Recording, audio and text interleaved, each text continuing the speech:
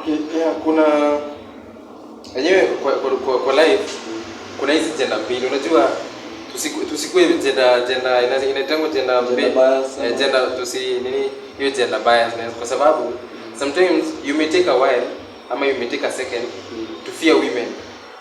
Sio second, a minute. Yeah. But you might take a second to fear men still. Women may take a second to fear men still.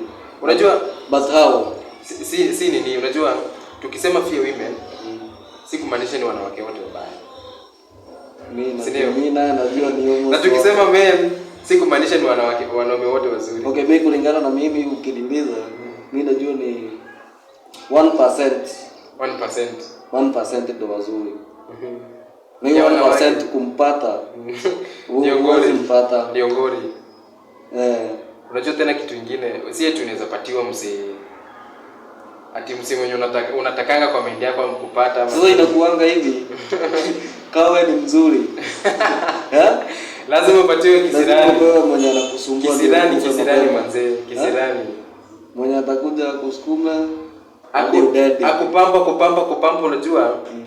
Kila siku anakukaribisha nini siku kaburi yako, unaona? Na kama ulikuwa umejiwekea kitu ndio hiyo. Unafilisika manze. Anatumia na watu wao ni kama wao na watu wenu. Manze, usicheze. Wacha leo tukue a bit choosy. Tuseme leo tuta focus na wanawake sana. Ni obvious tutafocus na wanawake. Kuna siku by the way itafika tu focus na wanaume. Juu ukisikia nikikwambia kuna some men that are evil and there are some men wenye wanakuanga good, like wako good in quality. Cause bado unasikia wanawake wanauawa. Bado wanauawa, si kumaanisha ati wanauawa ni wenye ni wazuri. But kusema wanauawa ni uwezi wao bure. Of course. Si eti wanauawa ni wenye ni wazuri. Unaoa aidha umekula pesa yenyewe, umetumia mtu vibaya, umecheat, umetumia time yake vibaya. Kwanza hapo pa kucheat. Mnasikia? Kutumia pesa ya wenyewe vibaya. Mimi ninapiga hesabu niko mjei, si ndio? Wewe umetulia pale kwa kijani nilikuacha asubuhi. Sitaki uchoke ati nimepiga.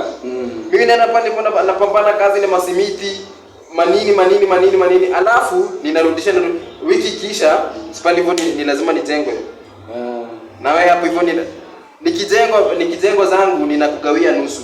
Ati nasema hii nusu atende baby girl hapo hivyo, si ndio?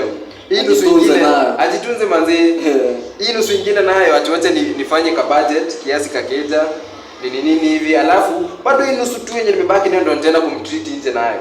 Na ndio anafikia pia. Mimi venye ninamwacha pale kwa kijani nini. Msi ndio anafikiria kuchita hiyo. Ana cheat. Nini siwezi mfanya? Wewe ndio utakuja ufikiria sasa nini siwezi mfanya? Unamdedesha tu, unamaliza. Kwani unafikiria kesi by the way zinakuwa zinapanda juu ya nini? Kesi inatokea juu. Ukiangalia population ya Kenya saa hii ni 1:7. 1:7. Lakini unajua ni 1 male, 7 women. Na ukiangalia hiyo women almost wote kila mtu wako into it. Kila mtu ako into a relationship. Na a settled relationship. A settled one.